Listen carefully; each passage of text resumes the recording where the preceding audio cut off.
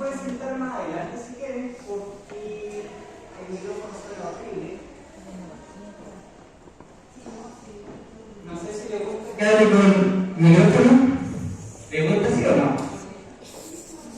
¿Prefieren micrófono o prefieren así sin micrófono? Me da igual. Igual parece que siente bien. Y luego que, como lo saben, yo soy veterinario, no soy cantante, no soy fonoaudiólogo, así que no tengo idea cómo hablar con el diafragma y la garganta se me hace horrible. ¿Ya?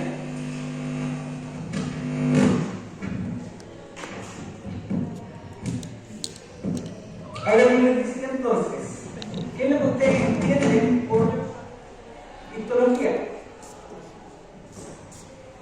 Hay una por ahí tejidos, ¿ya? Tejidos. Y en el fondo es la anatomía, lo mismo que ustedes estaban viendo en la parte de anatomía, pero aquí es la anatomía microscópica, ¿ya? ¿Me están entendiendo bien o no? ¿Se escucha? Ya. Es la anatomía microscópica, es decir, todo lo que tiene que ver con los tejidos como el comportamiento, ¿sí?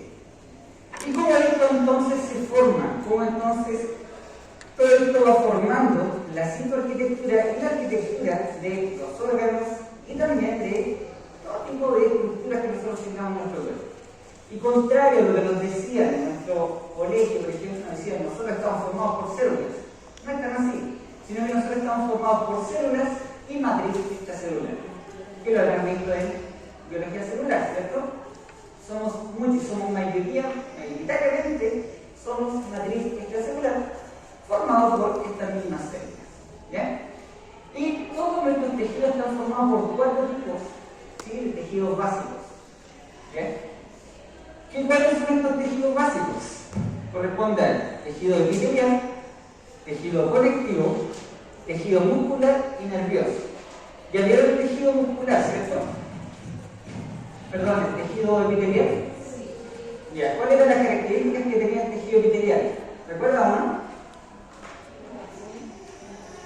Ya, esas son funciones, pero características que tiene.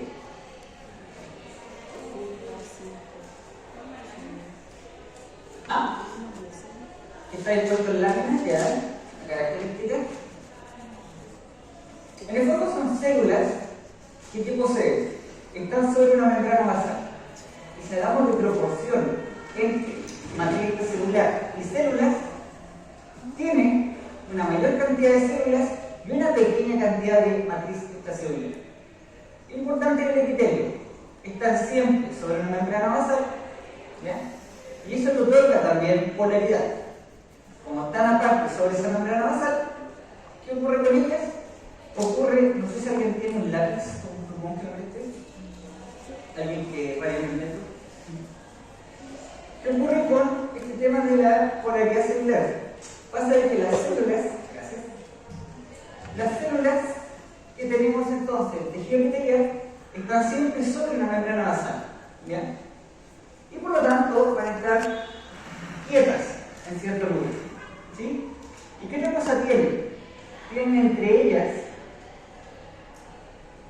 vamos a hacerlo así mejor, tienen entre ellas medios de unión, lo cual hace entonces de que estas células permanezcan unidas una a otra, gracias a esos medios de unión.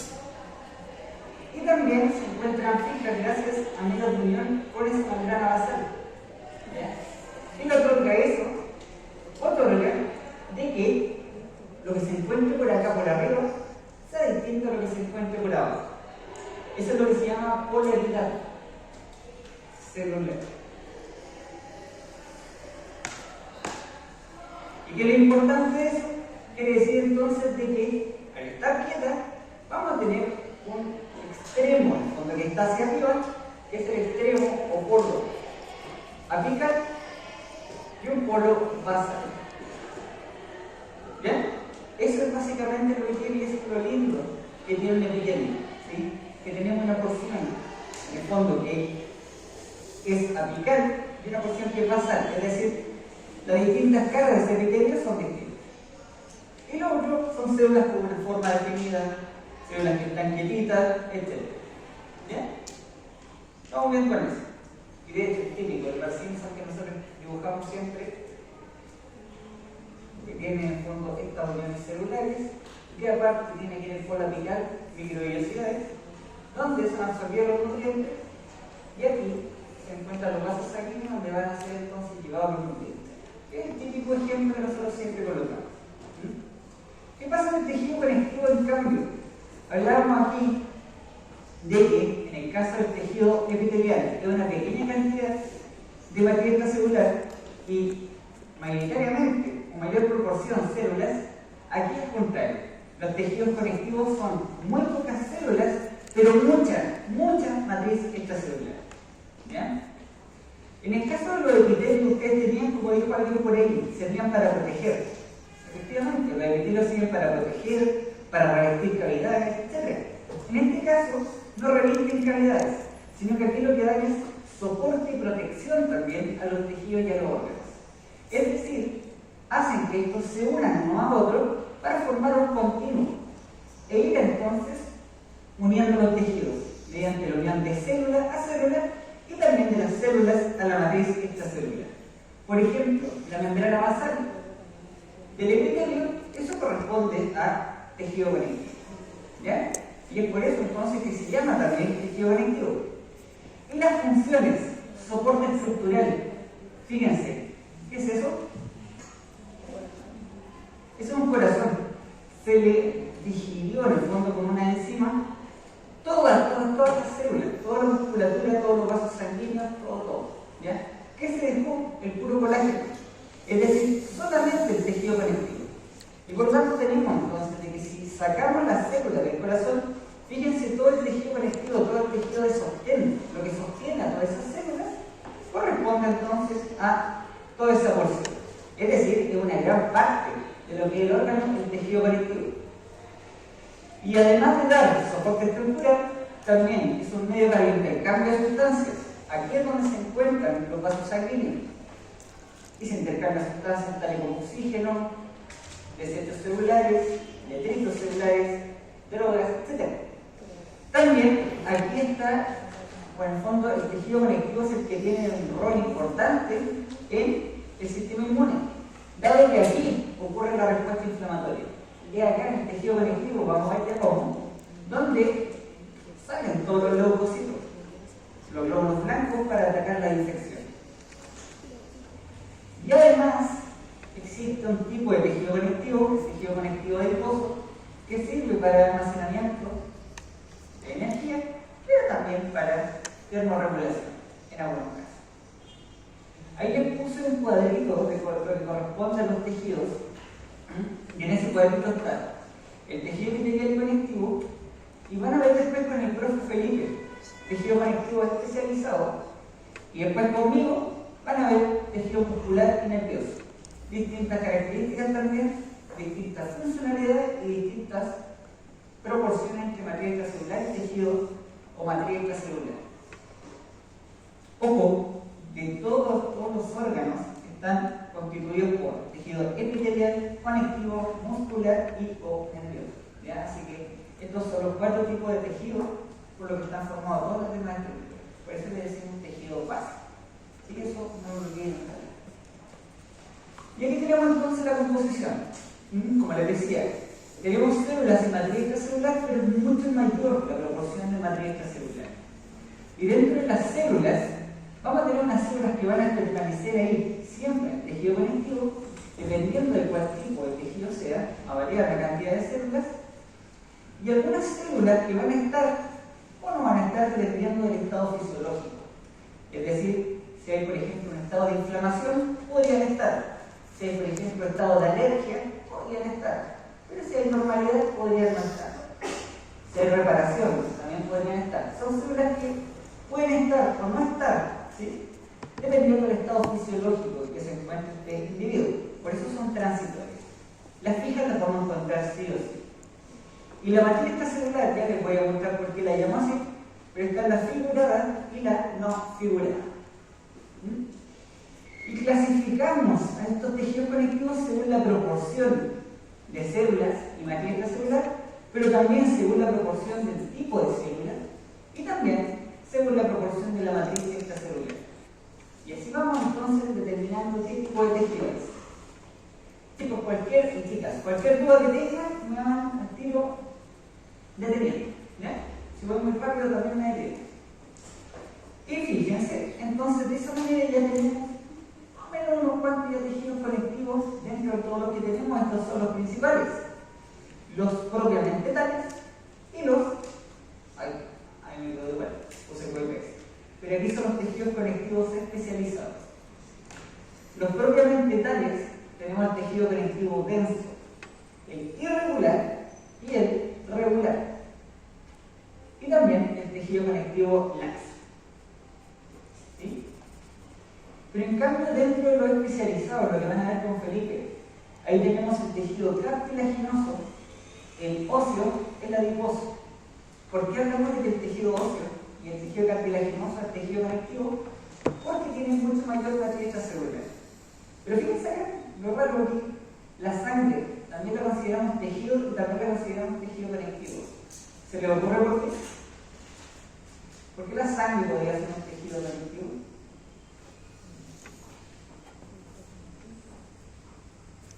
Según las proporciones que estaba hablando. ¿Qué pasa cuando yo centrifugo un tubo de sangre? Se separa. Y la célula y la matriz extracelular sería el plasma. Entonces se fijan, las células son poquitas. En cambio, la mayor proporción sería la matriz extracelular. En el caso de la sangre, corresponde al plasma. ¿Sí? Entonces tienen toda esa misma característica. Mucho más matriz extracelular, menos células. En el caso del hueso, esa matriz extracelular que está mineralizada. Pero por lo tanto se le considera que es especializado. ¿Pregunta? ¿No? ¿Un examen? Ya. Estamos en experiencia, ¿cierto? Sigamos. Ahí vamos a ver. Vamos a ver la clasificación. Pero fíjense aquí ya para que tengan más o menos la idea que es un tejido conectivo. Fíjense acá, ¿qué ven ahí? Esa no es un cuadrille, ya esa no es una matriz procesa. No, ahí tenemos esto que está en negrito, corresponde a núcleo de células. ¿Ya? Y si se fijan son poquitas. ¿Sí? Núcleo. Pero lo que más tenemos son estas rayas que están acá. Esas rayas que son rojas correspondientes a colágeno, esas rayas negras correspondientes a elastina, o fibra elástica más bien, y esos espacios en blanco también correspondientes a algo que llamamos ahí. ¿Ya? Entonces, si se fijan ahí tenemos tejido conectivo que son pocas células, pero mucha esta matriz. Fíjense acá también.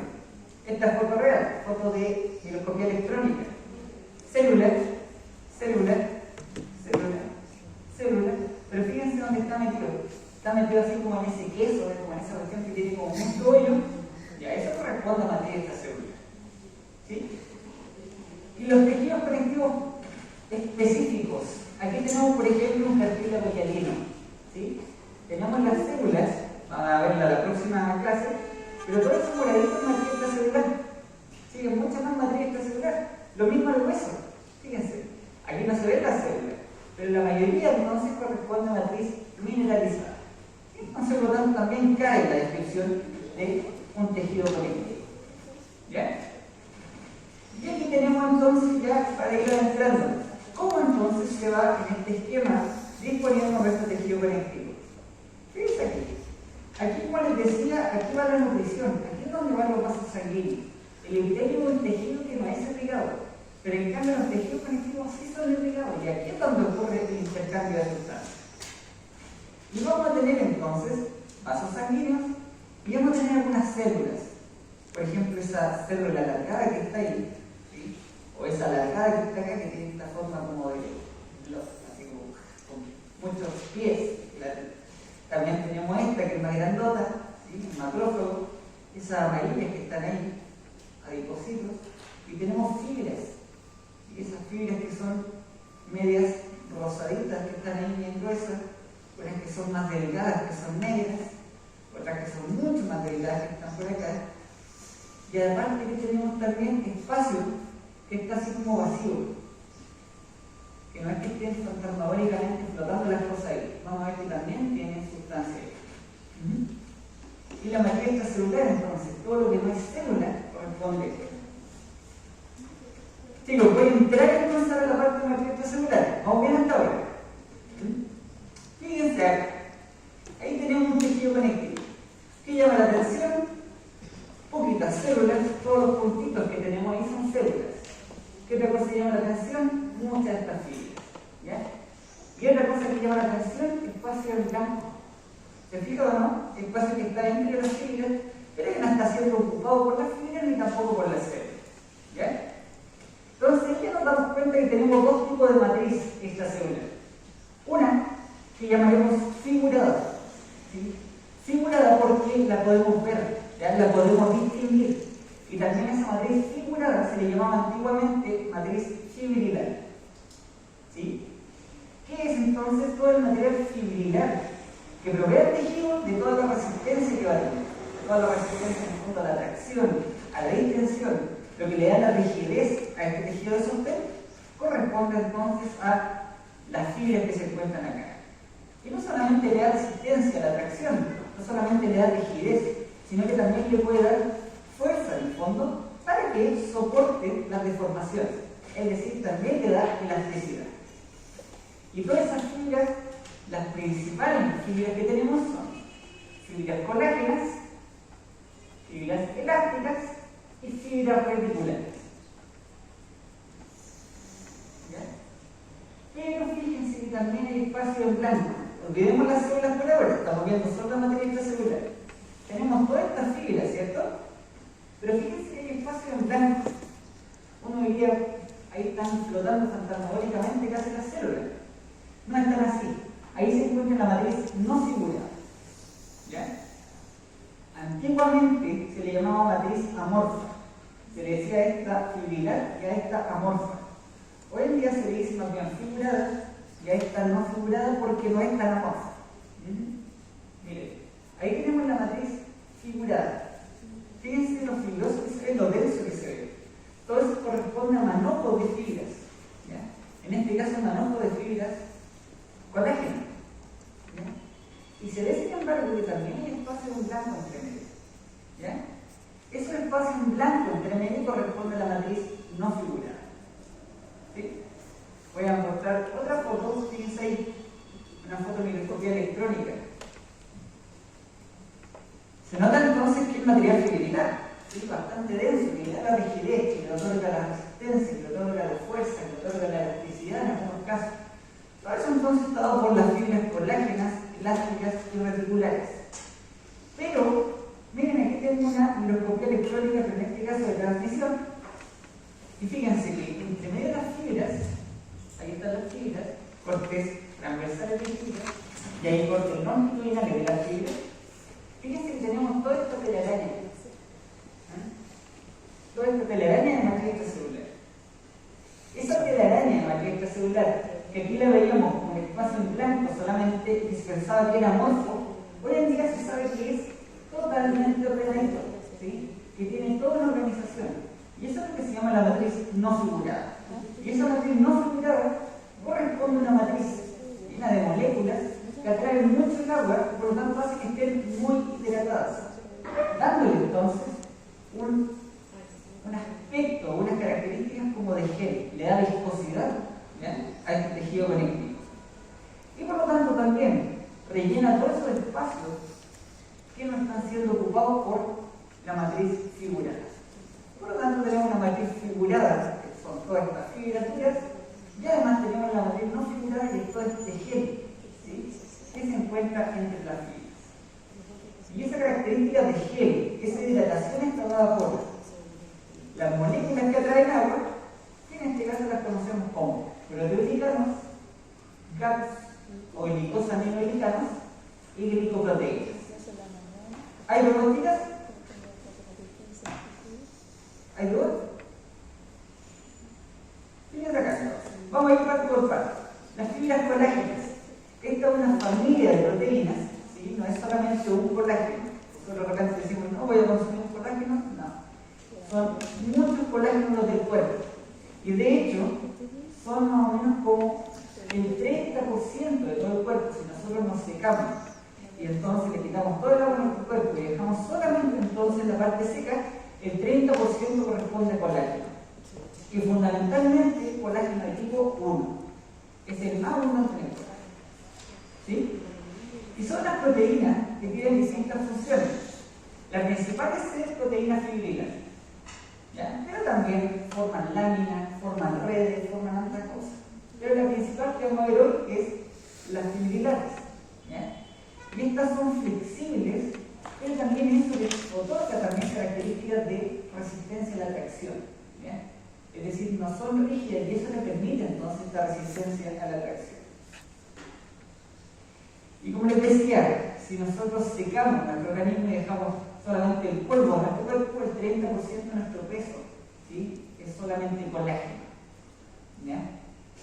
Y este colágeno es una estructura bastante ordenadita, donde está formado entonces por 3 hélices.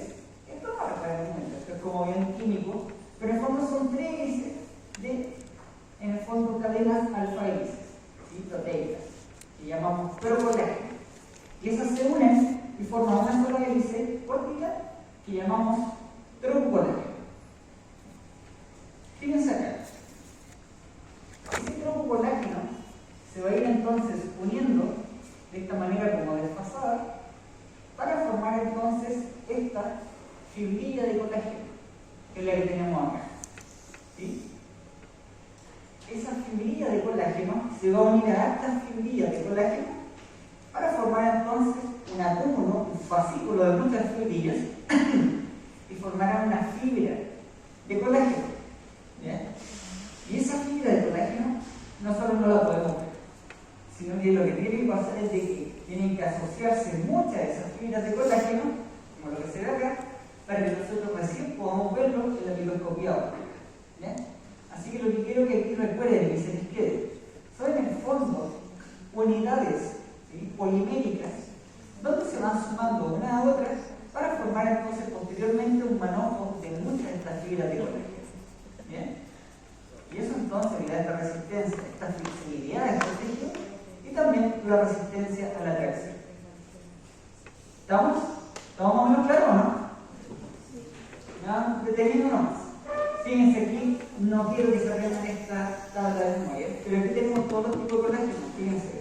1, 2, 3, 5, ahí está el 11. Esos solamente son las que forman fibras. Pero también les dije que había algunas que formaban, en el fondo, como redes. También está ahí el colágeno 12, también el 10, también el 6, perdón, el 4. Y también tenemos los que forman anclas, los que forman linkaje. Esos también tenemos ahí el 9, el 7, etc. O sea, son muchos colágenos. ¿Ya?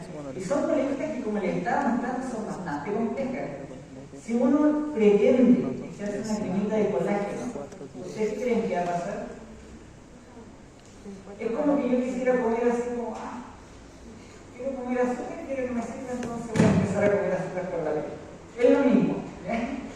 No ocurre nada porque ahí no se puede traspasar el colágeno.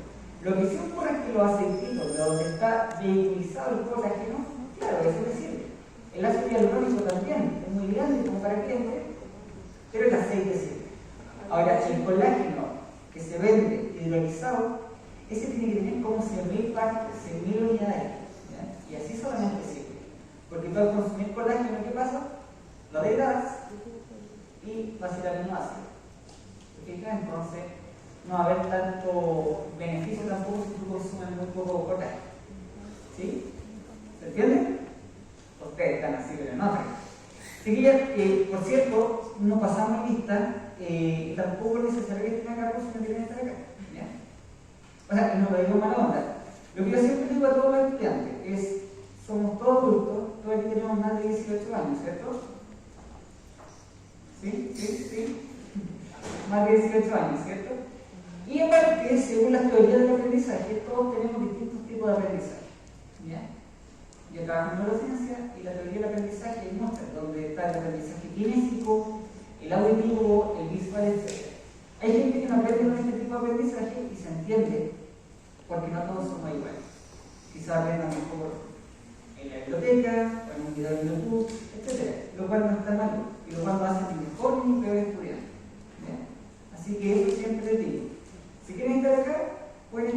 Si quiere estar afuera, no paso lista, ni siquiera los prácticos obligatorios paso lista, así que tienen ahí toda la libertad, por lo menos conmigo, toda la libertad de asistir a una actividad. Yo los puedo presentar. ¿Y qué le estaba diciendo? Colágeno. Necesitamos mucho colágeno. En el fondo, esta 100.000 unidades internacionales, si nosotros quisiésemos consumir colágeno. El colágeno que uno ve de repente en la feria y venden colágeno y uno lo consume, no tiene nada que ver. O la gente que decía, no, si voy a usar el champú de caballo que tiene. Bueno, se nota que a mí no me sirve. Pero ¿qué tiene el de caballo? Biotina. Es lo mismo, como que yo quisiese comer por la piel. Si uno quisiese mejorar la calidad de la uña, del pelo, de la piel, biotina la consume. Pero la biotina a través del pelo no se absorbe nada. Así que la importancia también de que vean aquí el gran tamaño que tienen estas proteínas, y que aparte que nunca van solas, son proteínas que siempre forman entonces estas unidades, por así decirlo, como polimétricas, ¿sí? En el fondo, muchas partes que están unidas para que así, muchas partes de colágeno forman una fibrilla, muchas de esas fibrillas forman una fibra, y todas esas fibras forman un manojo, que es lo que recién vamos a ver nosotros como lo que se encuentra ahí. Se nota esa figura, ¿cierto? Es como muchos paquetes de fideos dispuestos ahí en fila. ¿Sí? Y los distintos tipos de colágeno, yo les dije. Y otra cosa que tenemos, lo que le da la elasticidad, la resistencia a la deformación, corresponde a la fibra elástica. Estas poseen solamente, bueno, no solamente, uno pensaría que es solamente elastina, pero presenta el 90% de elastina. Lo demás corresponde a microfibrillas y glicoproteínas asociadas a la fibra elástica. ¿Ya? ¿Qué tiene de característico esto? Para que lo entiendan aquí un poquito. Estas son unas proteínas, en el fondo la elastina es una proteína que es muy hidrofóbica, es decir, que escapa, ¿sí?, del agua. ¿Ya? Tengan claro eso. ¿Qué ocurre? Como tiene esta fuerza hidrofóbica, esto se da porque tiene una composición aminoácidica especial. Dos aminoácidos, no lo recuerdo, pero se llama desmosina, el isodesmosina, y hace de que esto, como repele el agua, se va a unir solamente entre ellos mismos y van a hacer esto. ¿Sí?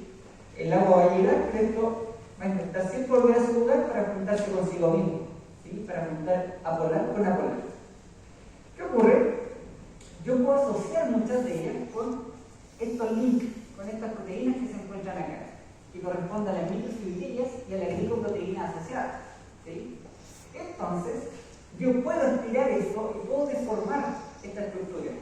Pero dada esta tendencia a volver a su posición, dado que repele el agua, pero sin embargo se junta consigo mismo, yo puedo estirarlo entonces, pero posteriormente al cesar esa fuerza, esto vuelve a la posición original. ¿Se entiende? Y esto dado básicamente por la composición aminoácidica que hace de que sea muy hidrofóbico. ¿Ya? Aquí también tenemos, para que me crean, fíjense acá cómo está. Esto es un tejido conectivo, fíjense esa fibra ahí están así como un poquito más. ¿Qué color es ese? Los hombres ven más tres colores. ¿Qué color es ese? ¿Ese? Fucsia. Porque el rosadito es colágeno, el rosadito claro. Fucsia. ¿Por qué? Eso, magenta. Que probemos como los colores que no me sé los nombres. ¿Por qué? Pues, Fíjense acá también. Esto no es tejido conectivo, es una arteria. El fucsia Pero y el fíjense verde. en esas ondulaciones que tiene así. Eso quiere decir que son ondulaciones porque cesó la fuerza que la deformaba y por lo tanto vuelve a su posición. Y vuelve esa como ondulación. ¿Sí? Esas son fibras elásticas. Y fíjense en cambio las reticulares. Estas son especiales también porque son parecidas a las colágenas que se encuentran acá, pero en cambio estas son mucho más delgaditas. Son otro tipo de colágeno. No es colágeno tipo 1, como el más abundante del cuerpo, sino que este otro tipo de colágeno llamado colágeno de tipo 3 o también reticulina. Y son estas fibras negritas que se ven acá, ¿sí? Que en el fondo aquí no tienen tanta resistencia, así como tampoco tienen gran resistencia a la deformación, pero sin embargo pueden expandirse, tienen cierta capacidad de expansión y se encuentran todos los órganos que son muy parenquimatosos, es decir, los órganos que tienen muchas células, ¿sí? Por ejemplo, el vaso o el hígado tiene una cápsula de tejido conectivo, tiene tabique de tejido conectivo, pero el mismo vaso o el mismo hígado propiamente tal son muchas células, casi sin tejido conectivo. Entonces, en esos órganos, para organizar esas células, se forma entonces esta malla, esta red de fibras reticulares. Retículo, de hecho, significa eso, significa malla, significa red. ¿Bien? Por eso es que se llama fibra reticular, dado que forma una mallita para sostener a las células. ¿Vamos claro hasta ahí? Entonces teníamos las colágenos, las fibras colágenas, que siempre en cualquier cosa, si usted le dice, ¿qué tipo de colágeno es? Uno tiene el 7, porque el 1 se encuentra en casi todos los tejidos, ¿ya? El más abundante en todas las cosas. El 2, para ver un poquito ya, que está, pero en el cartílago. Pero el 1 está en el hueso, está en la dermis, está en la piel, está en el pelo, está en todo, ¿ya? Y tenemos las fibras elásticas, como el nombre, y las fibras reticulares de colágeno tipo 3. Fíjense,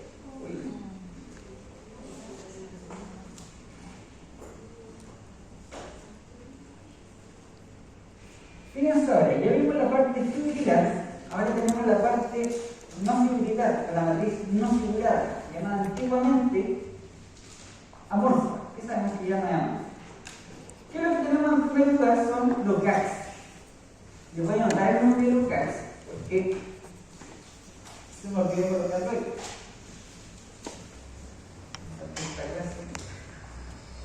Son los glicosaminoglicanos. O también para los amigos gags. ¿Ya? Glicosaminoglicanos. ¿Ya? ¿Qué puedo poner glicosaminoglicanos? Estos son polisacáridos, ¿ya? Son unidades diméricas de polisacáridos, que en el fondo son disacáridos que se van repitiendo, ¿ya? Lo bonito de estos es que son disacáridos que son sulfatados en su mayoría. Y al ser sulfatados van a tener entonces carga negativa, como ese que se ve, como el condroitín sulfato y como el quiratán sulfato. Y al tener carga negativa, ¿sí? ¿Eso qué hace? Hace que atraiga, que sea muy polar. Entonces esto le otorga ciertas características. Uno, de que este tejido se hidrate y por lo tanto la matriz no fibrilar tenga este efecto de gel, ¿sí? También le da viscosidad también este gel. Y además, por ejemplo, en el caso del cartílago, le da también toda esta tonicidad que permite entonces amortiguar los golpes. Gracias entonces a toda esa cantidad de agua que posee. ¿Ya? Todos los glicosaminoglicanos son así, son polisacáridos, ¿sí? Formados de unidades diméricas de sacáridos, o bien unidades de disacáridos. Pero ojo, el único que no es sulfatador corresponde al ácido hialurónico. Este también atrae el agua, ¿sí? Y está en todos los tejidos, no solamente en la piel, sino que en todos los tejidos del cuerpo. Pero que tiene, este no es sulfatador, sino que tiene otras moléculas, otras cosas que hacen que atraiga el agua también. Y aparte, lo otro que tiene el ácido hialurónico es que es muy grande. Otra de las cosas también que les comentaba, que es muy difícil que yo colocando un serum de ácido hialurónico sirva de agua. El serum sirve porque hace cosito, porque te da hidratación, etc. Pero el ácido hialurónico es difícil que ingrese, ¿sí? Difícil que ingrese por la piel. Porque es una molécula que es bastante grande, a no ser que nosotros podamos de alguna manera ir achicándola, ir degradándola, podría ayudar, ¿sí? Pero sin embargo no es lo que se da. Y también otra estructura que tenemos son los proteoglicanos. Fíjense acá, ¿qué ocurre con los proteoglicanos?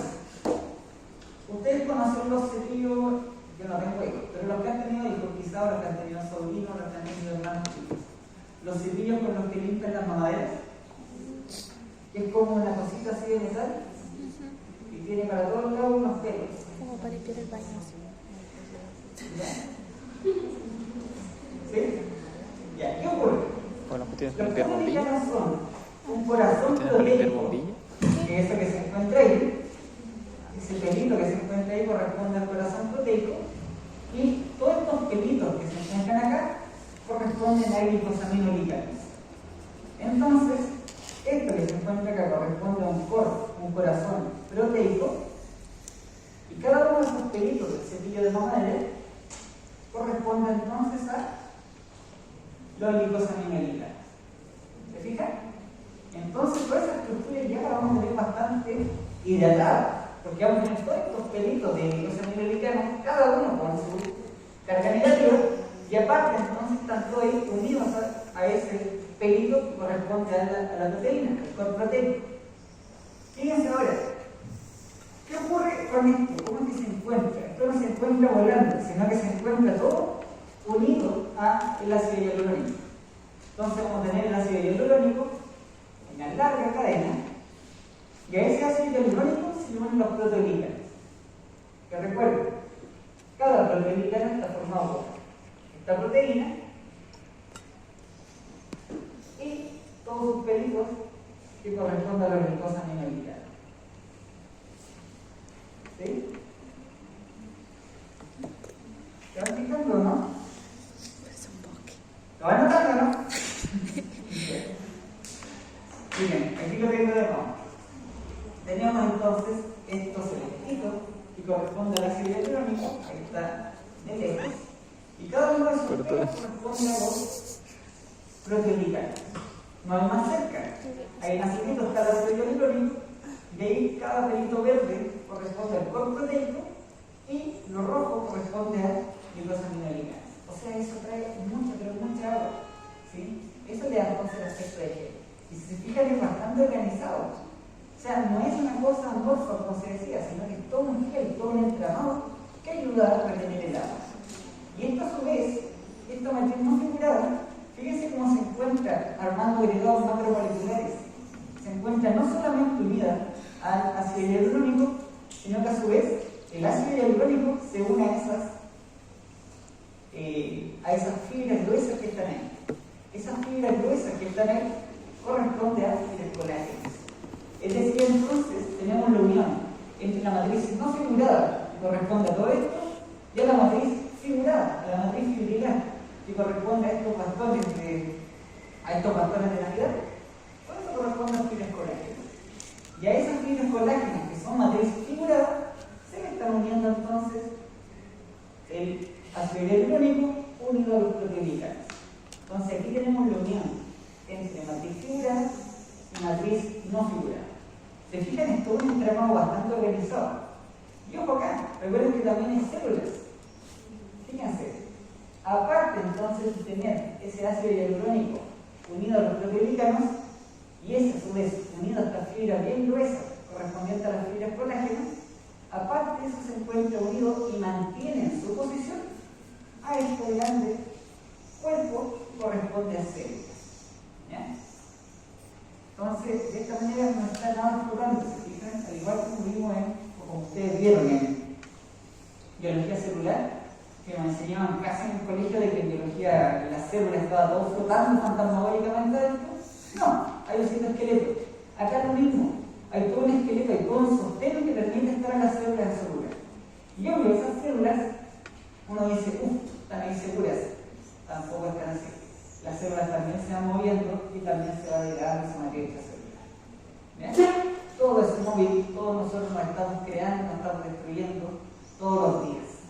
¿Cierto? La autopoiesis que nos hablaba Humberto Maturana. ¿Sí? Y aquí tenemos el último componente de la matriz no figurada, que es esta unión, esta última unión que nos queda. Ya teníamos la unión entre matriz no figurada y figurada, pero para unirse a las células requiere de las glicoproteínas. Las glicoproteínas son proteínas que tienen una porción minoritaria de carbohidratos. ¿Ya? Y esa porción minoritaria de carbohidratos le permite las propiedades de adhesividad, ¿sí? De adhesión. Miren, fíjense acá. Aquí está una membrana celular, la bicapa lipídica fluida provocada en el entorno. ¿ya? Pero es la capa fluida que, fíjense, tiene unas proteínas que son integrales de membrana. Esas proteínas integrales de membrana son las proteínas que corresponden a glicoproteína y una porción glicosídica, ¿ya? Y esas son las que llamamos integrinas, ¿sí? Ahora, ojo, ¿qué ocurre con esas integrinas? Esas integrinas tienen ciclos de unión a glicoproteínas de la matriz extracelular, en este caso a fibronectina, y de esa manera entonces que podemos tener que una célula se afirme o se pegue a la matriz extracelular, ¿ya? Ahora, la estabilidad que tenga esa unión va a depender también ahí de qué tipo de unión sea o qué tipo de molécula sea, ¿ya? Pero básicamente es eso. Las glicoproteínas no son otra cosa que moléculas de adhesión que van a ayudar a las células a unirse a esta matriz extracelular. Por eso, muy importante, que hace que estas glicoproteínas forman parte de las láminas basales, ayudan a que se me queden pegaditas las células de las membranas basales y aparte organizan, ¿sí? En el fondo a toda la matriz extracelular y unen la matriz extracelular a estas células. ¿Me van entendiendo o no? ¿Todo bien hasta ahí? Miren, ahí tengo unos ejemplos, no tenemos la aprenden de memoria, no me importa. Pero mire, sí, para que sepan un poquito con respecto a cómo se une, ¿sí? La membrana basal a las células. Esto se une porque la membrana basal tiene un tipo de colágeno llamado colágeno 4. Y ese colágeno 4 se une a la menina y a su vez la menina a la integrina de la célula. Esa es una de las formas entonces que se mantiene unida las células epiteliales a la membrana basal, ¿ya?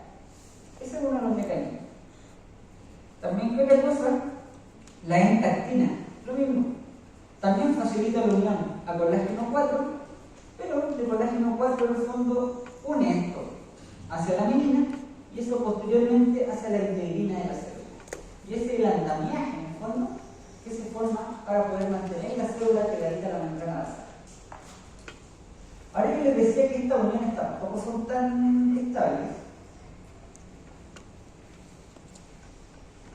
porque, por ejemplo, cuando estamos en la etapa embrionaria, necesitamos que las células caminen, que se muevan, etc. O también cuando nosotros estamos en una etapa inflamatoria, necesitamos que los leucocitos salgan de los vasos sanguíneos, caminen, hagan hartas cosas, ¿ya? Y también los mismos fibroblastos. Los fibroblastos siempre tienen que andar caminando, ¿ya? ¿Qué ocurre para que caminen? Siguen caminos, ¿ya? No andan así como al borde de vasos ciliados, sino que van siguiendo caminos de matriz extracelular. O bien de glicoproteínas. Y en general, ¿qué ocurre con las células que deben caminar? Las que van a reparar, por ejemplo, sitios, o las que caminan cuando están migrando durante el desarrollo embrionario, lo hacen mediante esta glicoproteína, que es la fibronectina. ¿Qué tiene eso? Permite que se adhiera, pero de una manera no estable, de una manera transiente, para que así entonces se adhiera, pero una vez que se adhiere, pueda seguir caminando a otro sitio, se despegue y así sucesivamente vaya pegándose y despegándose. Y así entonces, de esa manera es que puede ir caminando una célula. Es decir, es una unión mucho menos estable que se da, mucho menos estable que la que se da con la laminina y con la entactina. Y esto también de condronectina. Condro significa cartílago. También una glicoproteína, pero que en ese caso ayuda al cartílago a unirse a sus moléculas de matriz extracelular. ¿Vamos bien, chicos? Tranquilos, no mueren, estamos a punto de terminar. Fíjense, miren, las células, la principal célula, este es el obrero del cuerpo humano y el cuerpo de los mamíferos, y estoy seguro de que también de los peces. ¿Qué ocurre con estas células? Son las células más abundantes que existen en el tejido y corresponden a los fibroblastos. Son unas células fusiformes, es decir, que tienen como forma de uso células alargaditas, bien abusadas, y que poseen una guatita y poseen sus extremos un poquito más delgados, más abusados. Eso significa como uso, ¿ya? Y eso entonces corresponde a las células que van a secretar mayoritariamente todos los componentes de la matriz extracelular, fundamentalmente el colágeno, ¿ya? Pero también pueden producir reticulina, colágeno 3, también pueden producir el americano, también ácido hialurónico, etc. Ellos pueden producir todos los componentes, o casi todos los componentes de la matriz extracelular. ¿Bien? En el caso del cartílago, del hueso, ahí tenemos diferencias. Pero en el caso de estos tejidos conectivos generales, tenemos entonces que estos son los que mayoritariamente van a sintetizar todos los demás componentes. ¿Ya? Por eso entonces estas células poseen un gran desarrollo del retículo endoplámico, ¿ya? Que en el fondo es el retículo que posee los ribosomas y que por tanto vaya a hacer secreción de proteínas que van a ser secretadas, y además también del Golgi, porque también el Golgi es el que produce la glicoproteína, ¿cierto? Así que va a tener gran desarrollo de este sistema de endomembranas. Y gracias también a que estas células pueden producir, secretar ciertos factores, son los que están capaces, son en el fondo las células capacitadas y la encargada de mantener esta matriz celular íntegra, con todos sus componentes, dado que esta se va desgastando, se va degradando a medida que va avanzando el tiempo, pero a su vez va siendo reemplazada por los mismos fibroblastos que siguen construyendo. Y ojo, miren, también cuando yo tengo una herida, ¿qué es lo que ocurre? La sangre que pasa, un tapón primario, plaquetario, en el fondo la cicatrización, la coagulación, etc. Coagulación. Pero ¿qué ocurre después? Cuando ya se empieza a reparar esa herida, la primera reparación que ocurre porque empiezan a migrar los fibroblastos. Y son como unos obreros, los verdaderos obreros del cuerpo humano. ¿Y qué es lo que hacen? Secretan colágeno tipo 1 para formar la primera cicatriz. ¿Ya? Por eso cuando nosotros tenemos, por ejemplo, un problema en la cicatriz, vamos a tener una cicatriz visible al principio, pero que va a ser posteriormente regenerada y reemplazada por un epitelio de la piel. Ahora, si eso se queda de esa manera, sigue el colágeno tipo 1, eso es lo que llamamos un queloide. ¿Ya? Pero para que tengan siempre claro, siempre el colágeno tipo 1 es lo primero, la primera forma de cicatrización que tiene. Es como el cemento del cuerpo humano. Y ese cemento es secretado por los obreros del cuerpo humano que corresponde a los fibroblastos. ¿Ya? Por ejemplo, cuando tenemos una inflamación crónica pulmonar, cuando hay inflamación crónica no se puede reparar el tejido. Entonces, ¿qué ocurre? Es reemplazar el tejido elástico por tejido colágeno. ¿Ya? Eso es una fibrosis pulmonar. También cuando tenemos, por ejemplo, un quiste, o por ejemplo, ¿qué digo? Un quiste, producido, por ejemplo, por una tuberculosis. Se forma un granuloma, ¿cómo responde el cuerpo a eso? La encierra, ¿sí? En primer lugar, con células del sistema inmune, pero después la encierra con una capa fibrotica. Y no es otra cosa que colágeno que formaron también estos fibroblastos. O sea, cualquier forma de protegerse en nuestro cuerpo lo que hace es secretar colágeno, ya sea para aislar o también para soportar y para poder retener ciertos tejidos que están destruidos. El hueso también. Cuando se produce la fractura, la primera cicatriz del hueso corresponde a colágeno tipo 1. ¿Y quién lo produce? Estos chiquillos. Y estos chiquillos, ¿qué tienen también? Aquí les cuento estas dos fotos porque según algunos histólogos depende del estado metabólico en que se encuentra el nombre. Para algunos, esto que tiene un núcleo redondito y que está secretando proteína activamente, que se ve incluso con un biolo, eso sería un fibroblasto. Pero fíjense esta célula ahí toda flacuchenta, y en el fondo tiene un núcleo muy chiquitito que casi no está activo, si es núcleo de material genético. Eso le llaman fibrocito.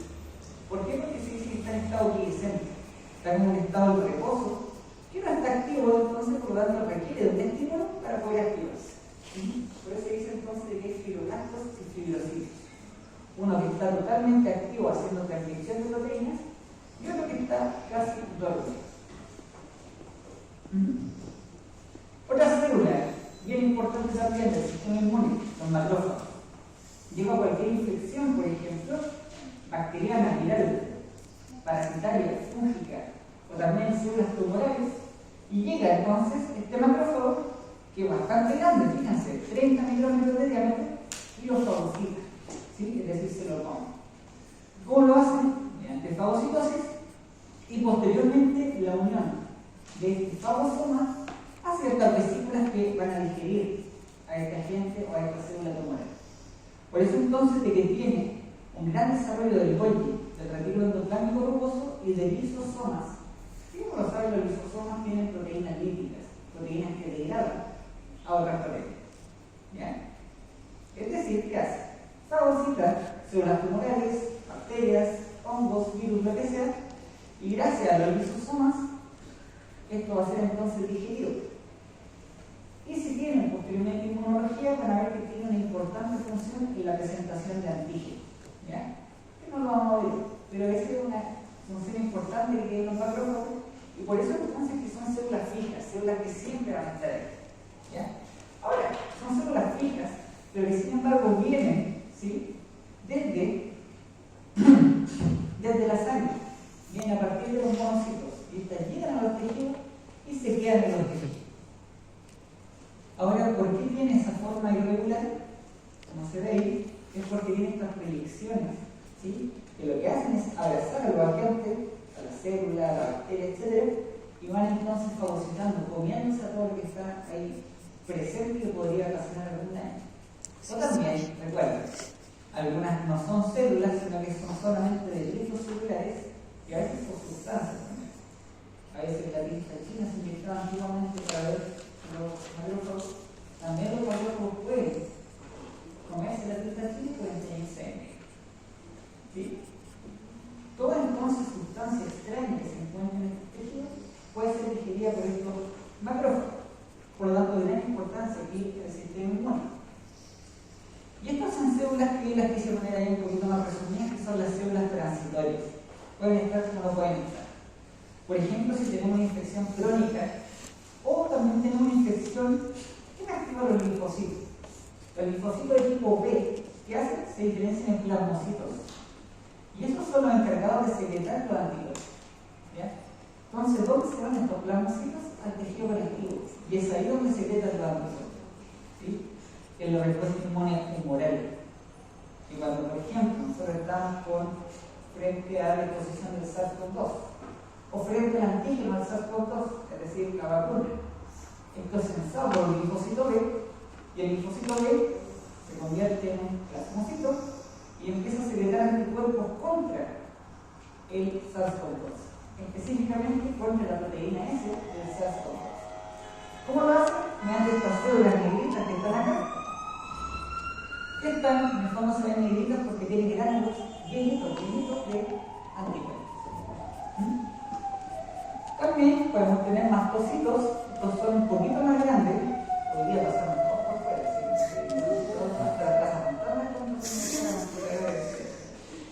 ¿qué tenemos entonces? ¿Qué pasó? Fíjense acá, tenemos también los mastocitos, pero estos también son células que podrían no estar. Estas son las encargadas que nosotros estamos sufriendo ahora, y de que yo estoy hablando cada vez más grandoso en esta presentación. ¿Sí? ¿Por qué? Porque estos son los que secretan los mediadores proinflamatorios, interleuquinas, por ejemplo, la heparina y sobre todo esta señorita que me carga, llamada histamina. ¿Ya? La que, gracias a ciertas pastillas que nos dan mucho sueño, como la clorfenamina, pueden atenuar esos síntomas. Pero básicamente la histamina y la heparina y la interleuquina son sustancias vasoactivas que me sirven para la inflamación. ¿Sí? Y generan entonces todos esos procesos, todos esos síntomas propios de las alergias y propios también de la inflamación tal. Por eso entonces la importancia que tiene esto sobre todo en los procesos de hipersensibilidad. Y fíjense acá, hay un tejido que solito se llama tejido adiposo, pero dentro de los tejidos conectivos propiamente tales, por ejemplo debajo de la piel, por ejemplo, podría tener también adipocitos. Y aquí tenemos dos tipos fundamentalmente. Tenemos el adipocito unilocular,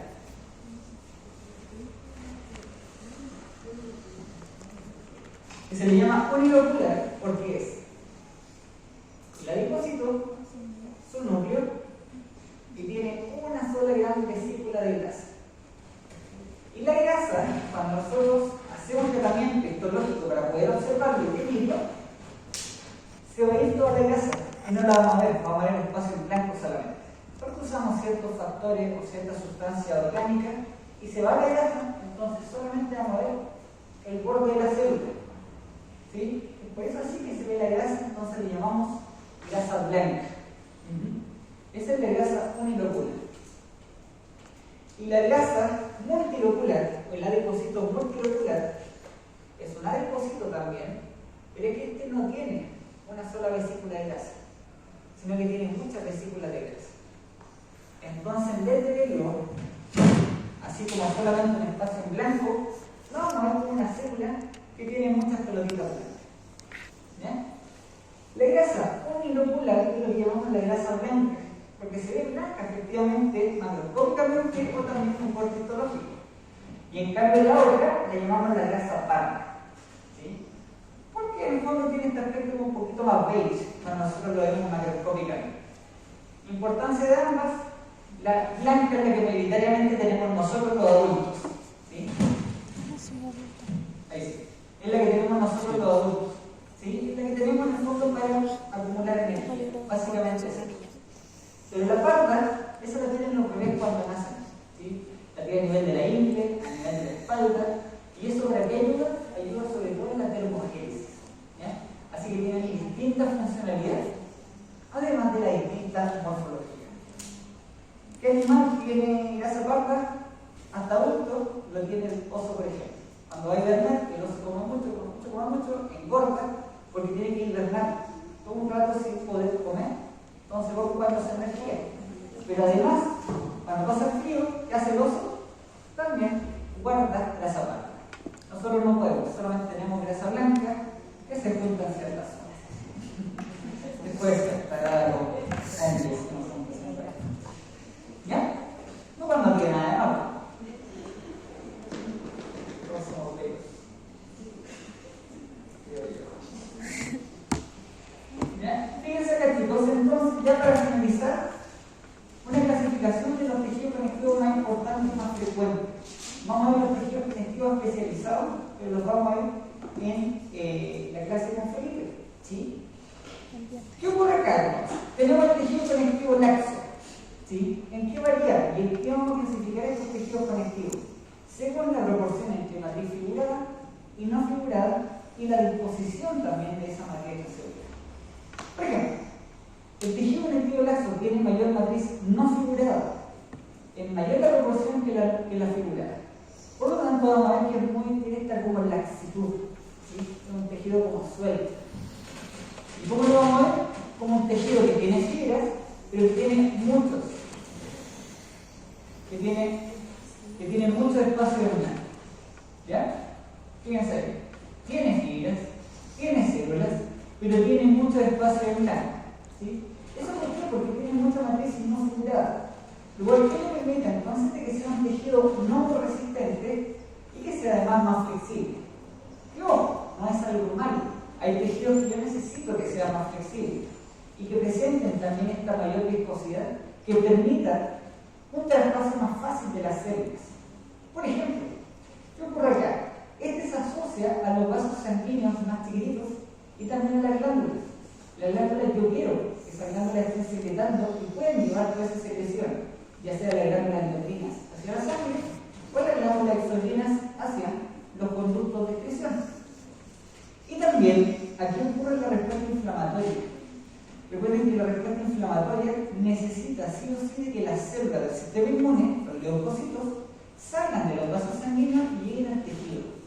Para hacerlo, tienen entonces que pasar por un tejido que sea lo suficientemente flexible para que puedan entonces movilizarse esas células. ¿Cómo lo pueden hacer entonces? Mediante el tejido conectivo laxo. Y al estar irrigado, permite también que al tener más matriz celular no figurada, permite entonces mayor traspaso de agua hacia esta matriz. ¿Sí? Entonces es aquí donde ocurre el mayor traspaso de células leucocíticas para la defensa contra agentes nocivos. ¿Ya? Esto se lo voy a compartir con el chicos, así que no se lo voy a mandar todo. Voy a dar por camino. Fíjense ahí están las fibras colágenas, todas las rosálicas, y ese señor que está ahí corresponde a un fibroblasto ahí, todos saliendo de la. Fíjense que el tejido conectivo denso. El denso, ambos, el denso regular como el denso irregular, ambos tienen mayor matriz figurada en mayor proporción que la no figurada. ¿Ya? Esta es mayor proporción. ¿Se fijan que aquí teníamos mucho espacio en blanco que corresponde a la matriz no figurada? Fíjense acá, es casi puro hilo de fibras colágenas, de muchas fibras que están ahí todas enredaditas. ¿Bien? Todas esas fibras enredadas corresponden entonces a colágeno de tipo 1 mayoritariamente. ¿Y esto cómo se encuentra? Con una densidad bastante grande, muy empaquetada, y aparte, en este caso, se encuentra dispuesto en haces. ¿Sí? Recuerden que siempre van en haces como paquetes de fideo, pero aparte están dispuestos en distintas direcciones.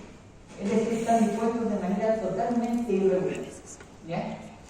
Esto que le permite una resistencia a la tracción y también a la distensión, pero que sin embargo aún así sigue siendo flexible. ¿Ya? Dado que entonces tiene todo este desorden de todas estas fibras de colágeno. Esto lo vamos a encontrar fundamentalmente a nivel de la dermis. Es el mejor ejemplo que nosotros tenemos, así como también en la submucosa de casi todos los órganos, y todos los órganos tumulares. Y también teníamos entonces este tejido conectivo denso. Hablamos que es denso porque tiene mayor proporción de matriz figurada, ¿cierto? Pero en este caso está toda desordenada, está en direcciones distintas todos estos manojos. Fíjense acá. Miren, ahí está la fibra, ahí está la fibra blanca. Fíjense en esta. Esta también tiene manojos de fibras colágenas, ¿sí? Pero en este caso están dispuestos todos de manera regular. En este caso, para este tejido corresponde al tejido conectivo denso porque tiene mayor matriz figurada, y en este caso regular porque está dispuesto de manera regular. Y en este caso es un tejido conectivo denso regular de haces paralelos. ¿Qué tiene o cuál es la gracia de este tejido? ¿Cuál es la gracia de este tejido? De que este también es resistente a la tracción y a la distensión, pero de fuerzas mucho mayores. ¿Y cómo lo hace? Mediante la disposición de estos haces paralelos, pero siempre paralelos al vector de fuerza. ¿A qué me refiero con esto? Si tengo una fuerza que me está tirando hacia allá y hacia acá, ¿sí? El vector de fuerza entonces va hacia allá, voy a tener entonces dispuesto de esa manera también los haces paralelos. ¿Dónde se encuentra eso? En los tendones fundamentalmente. Esto corresponde a un tendón. Donde acá entonces vamos a tener la inserción al hueso del tendón y hacia acá vamos a tener el músculo. Y como lo saben, para hacer la palanca entonces, el músculo se contrae y tiene que amplificar la fuerza de contracción mediante la palanca con el hueso. ¿Sí? Por lo tanto, es bastante fuerza para poder amplificar esa fuerza de la contracción. ¿Cómo lo logra? Lo logra entonces mediante este tendón, esa estructura, ¿sí? Esa andamiaje que tiene para poder unirse bien potentemente y para poder resistir sin romperse esta fuerza y amplificar la fuerza entonces de esta musculatura. ¿Ya? Esa es la gracia que tiene entonces el tejido conectivo denso de haces paralelos. Es de que permanece entonces esta resistencia a la tracción, pero llevando la disposición de estas fibras colágenas paralelas de manera paralela al vector de fuerza. ¿Sí? ¿Se entiende más o menos? Miren, de todas maneras, les dejé esto, que es el resumen de los tejidos básicos, y les dejé esto para que se vayan acostumbrando a ver la carrera desde ahora y en adelante, siempre paralelos. Ahí vamos. ¿Sí? Fíjense, ahí tengo los tejidos conectivos y los distintos componentes. El tejido conectivo laxo y el tejido conectivo denso, regular o irregular. ¿Qué pasa con las células? El tejido conectivo laxo tiene poquitas, el tejido conectivo regular poquitas, un poquito más en el irregular. ¿Qué pasa con la matriz figurada? El tejido conectivo denso tiene muchas, el tejido conectivo laxo muy pocas. Al revés, la no figurada es muy abundante en el tejido conectivo laxo, menos abundante en el tejido conectivo denso. Y la disposición de las fibras colágenas irregular en el tejido conectivo laxo y en el tejido conectivo denso y irregular, y en haces paralelos en el conectivo regular. Y también, esto es la tabla de todos los tejidos conectivos. Los que acabamos de ver, los más frecuentes. Los que van a ver con Felipe, el cartilaginoso, el óseo, y no sé si van a tener una clase de sangre. Yo creo que no lo sé. Yo hay tejidos conectivos que contamos de los mayores y otros especialistas. ¿Sí? Y si hay preguntas, ahí está mi mail, ahí tenemos también los libros, una bibliografía donde pueden encontrar todo esto. Y esta es una MRI, una resonancia magnética en tiempo real. ¿Y qué está haciendo él?